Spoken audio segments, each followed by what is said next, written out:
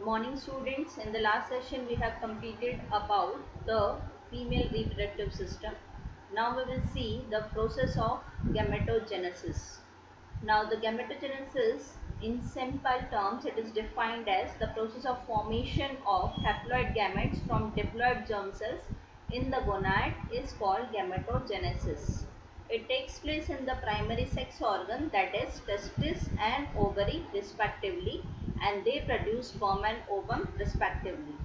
In male, spermatogenesis happens, that is the process of formation of spermatogonia that begins at puberty age, and in female, oogenesis occurs, that is formation of oogonia, which starts at the embryonic stage. Now first we will see the process of spermatogenesis. The process of formation of haploid male gamete sperm in seminiferous tubules of testis is called spermatogenesis. The inner wall of the seminiferous tubule contains two types of cells, as we have seen in the structure of seminiferous tubule. These two types of cells include, one is germ cells and second one is Sertoli cells. This germ cell divides and develops into sperms. Sertoli cell nourishes the developing sperms. The spermatogenesis takes place in two stages. The first one is known as spermatidogenesis and second spermiogenesis. Students, please note, spermatidogenesis is nothing but the process of formation of spermatid. This spermatid is converted into the fully functional sperm, which is known as the process spermiogenesis.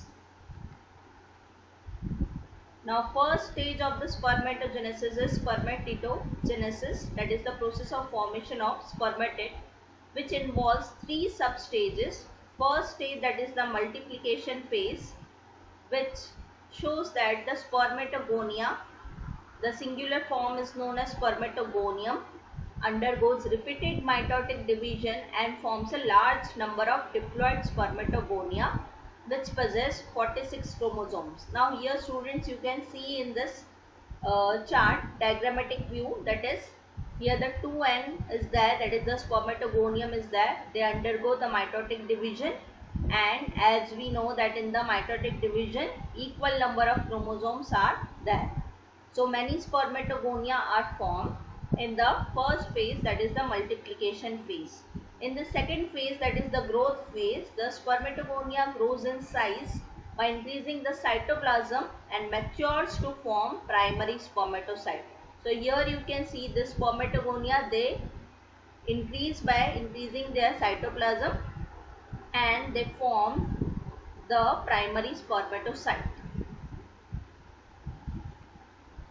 Third phase, that is the maturation phase, the diploid primary spermatocyte undergoes first meiosis, resulting in the formation of two equal haploid cells called secondary spermatocyte, that is having the 23 chromosomes. This later undergoes second meiotic division to produce 4 haploid spermatids. Now here students, you can observe here the first meiotic division is there, that is primary spermatocyte is formed, and the first meiotic division results into the secondary spermatocyte formation. This secondary spermatocyte again undergo the second meiotic division, which forms the 4 spermatids, and that are having the haploid number of chromosomes. This spermatid undergo the cell differentiation and they become the fully functional spermatozoa. Now spermiogenesis, as we have seen, that is in the above stages, what is formed, spermatids are formed. Now inactive non-motile spermatids are transformed into active motile spermatozoa, that is sperms, and this process is known as spermiogenesis.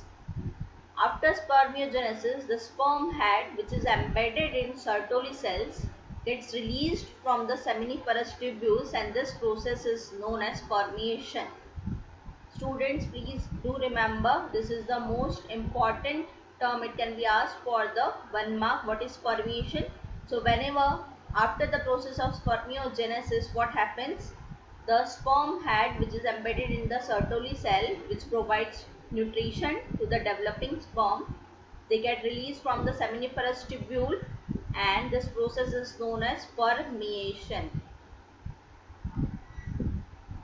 Now, spermatogenesis starts at the age of the puberty in case of males. So, whenever it starts, it causes excess release of gonadotropin hormones.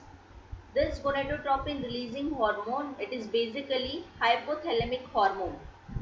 So, it acts mainly on anterior pituitary gland which further releases two hormones, that is two gonadotropin hormones. One is luteinizing hormone and second one is follicle stimulating hormone.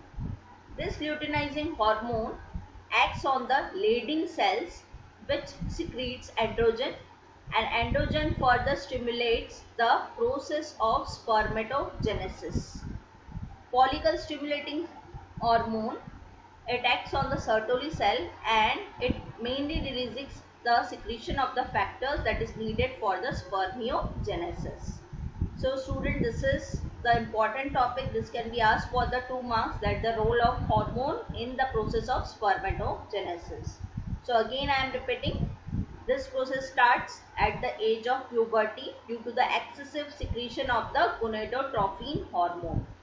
This hormone acts on the anterior part of the pituitary gland which further releases two hormones, that is luteinizing hormone and follicle stimulating hormone.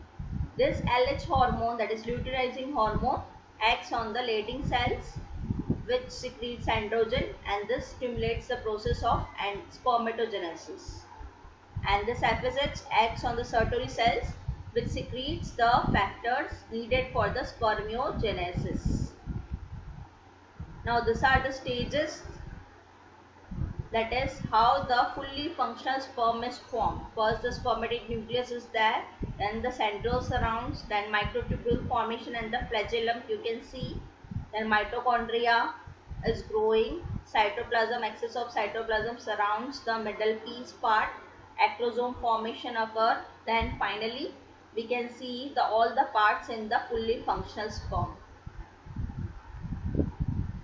Now structure of sperm mainly includes the head part, the neck part, middle piece and the tail.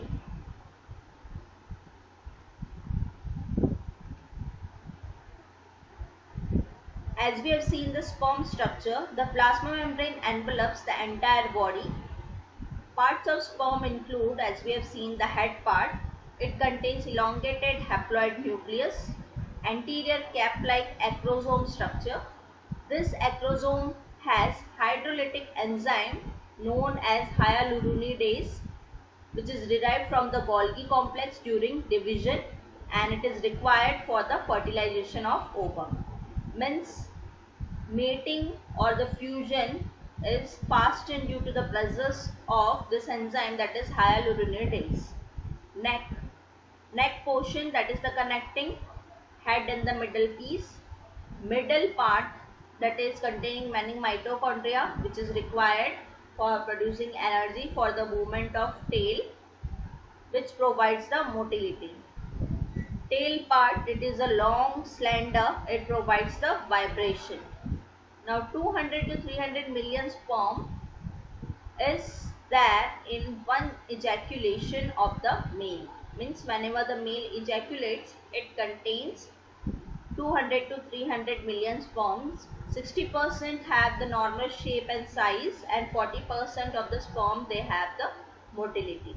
So students, this completes your spermatogenesis process and the sperm structure. I hope you have just focused on main points, and please all the diagrams and the flow chart will help you. As I have shown the spermatogenesis flow chart, if the question is asked, you have to draw accordingly and you have to label accordingly that what is shown.